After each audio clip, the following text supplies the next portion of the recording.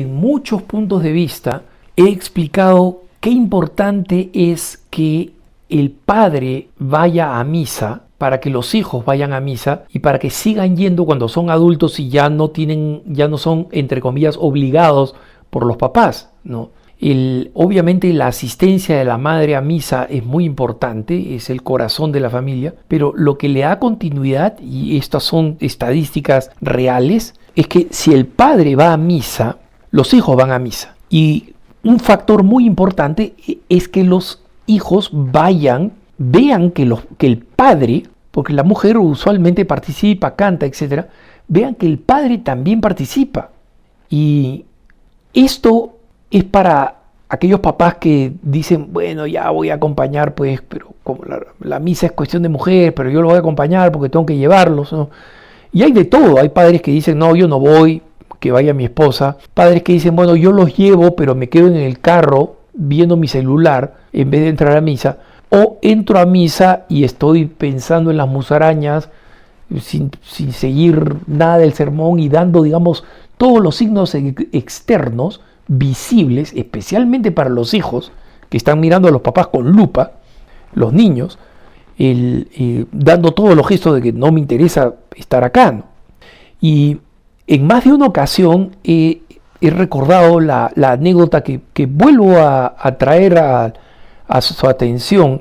Es de esta mujer profundamente católica que se casó con un esposo que dijo, yo no soy católico, pero no voy a poner ningún obstáculo. Es más, voy a colaborar en todo lo que la iglesia pide cuando hay un matrimonio de disparidad de cultos, donde la iglesia hace que el cónyuge que no es creyente o que no es católico se comprometa al bautismo católico de los hijos y a su crianza católica y a no ser un obstáculo para la práctica ni de la esposa ni de los hijos.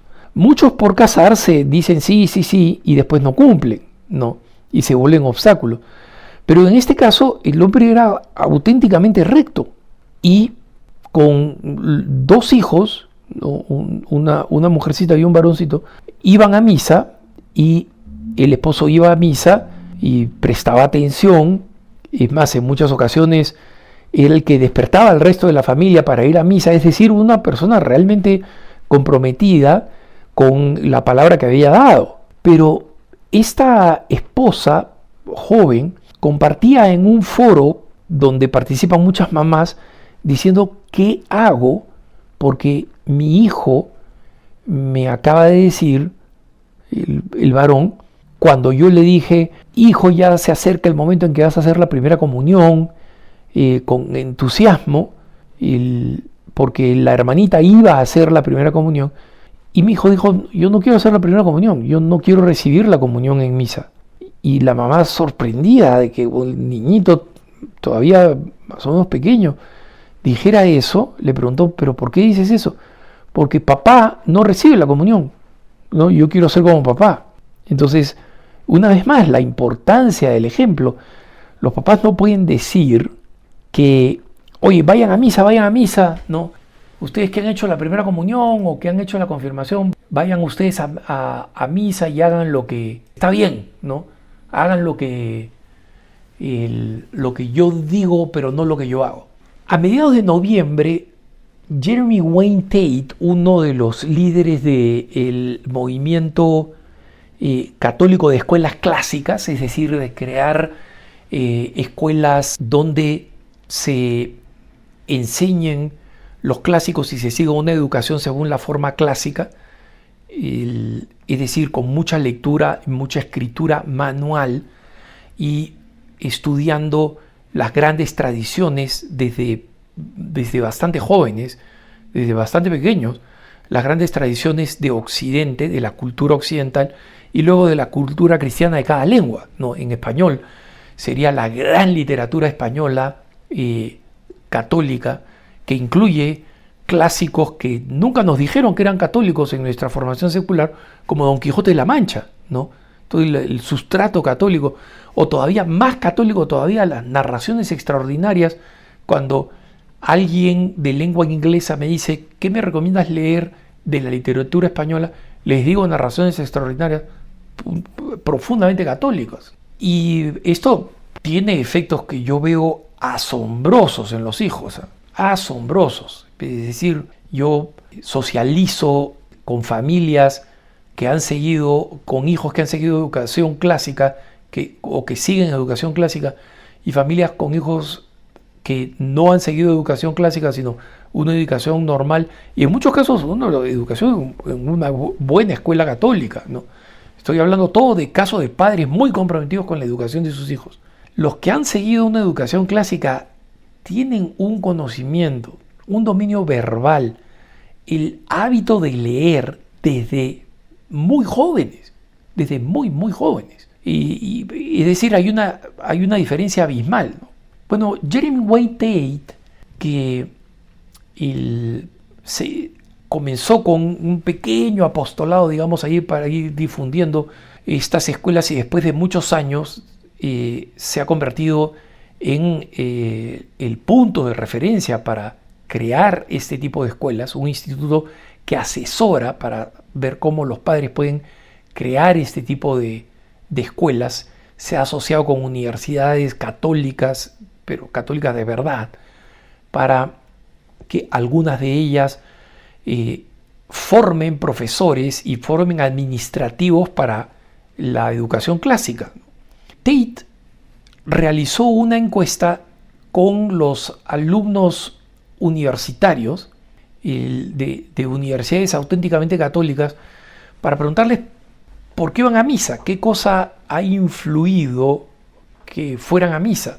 Y encontró un factor adicional al que menciono, es decir, primero, que los padres vayan a misa.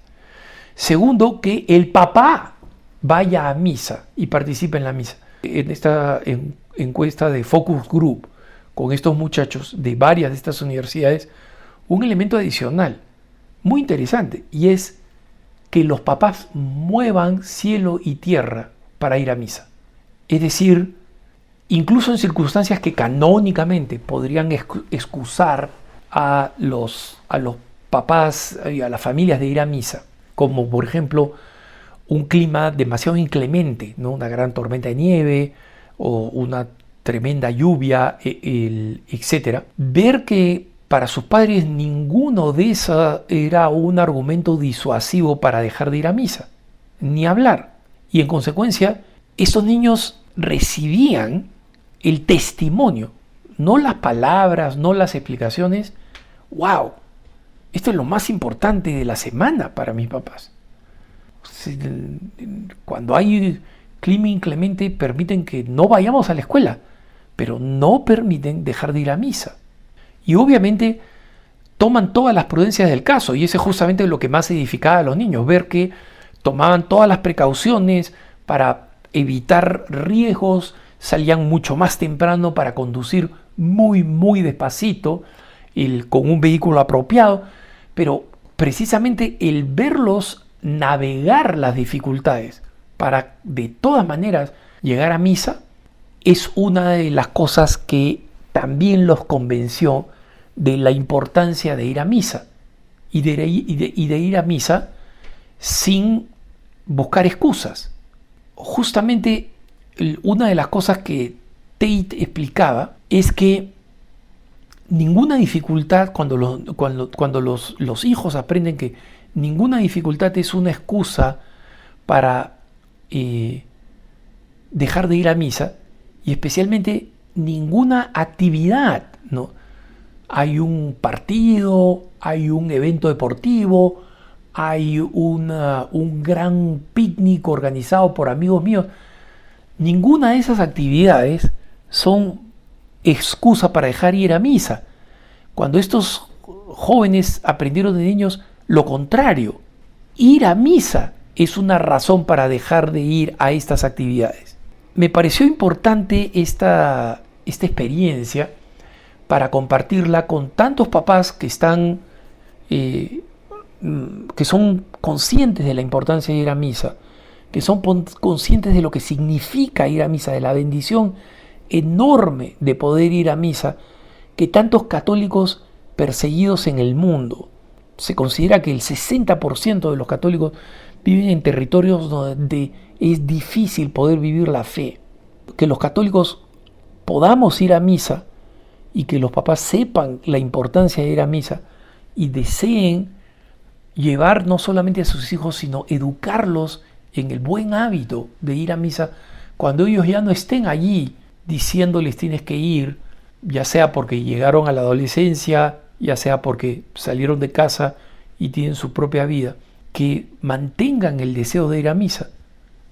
Este entusiasmo, esta alegría guerrera por ir a misa a pesar de las dificultades es uno de los elementos que suman a crear ese buen hábito para no solamente entender que la misa es una obligación, porque es una obligación rendirle culto a Dios, pero sobre todo es una bendición y un gozo. Que tengas un buen día.